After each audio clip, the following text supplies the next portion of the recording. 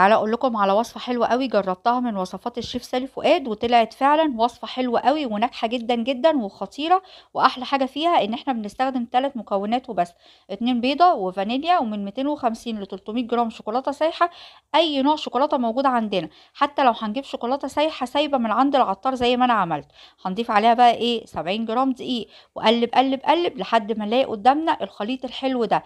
لو اقول لكم ان الوصفة دي ما خدتش مني دقيقتين مش هتصدقوني من كتر ما هي سهلة وبسيطة. هنجيب بقى قالب يكون صغنن جدا مستطيل او مربع، ونوزع فيه الخليط وندخله الفرن، يكون متسخن من قبل كده على درجة حرارة 180 الرف الوسط. هتقعد حوالي من تلت ساعة لنص ساعة بالكتير قوي، وهيطلع قدامنا احلى براونيز هتاكلوها في حياتكم زي ما انتم شايفين قدامكم كده. ندلعها بقى كده بشوية صوص بحتة ايس كريم، وهتاكلوا احلى براونيز وبألف هنا وشفا. متنسوش بقى اللايك والشير، واشوفكم على خير.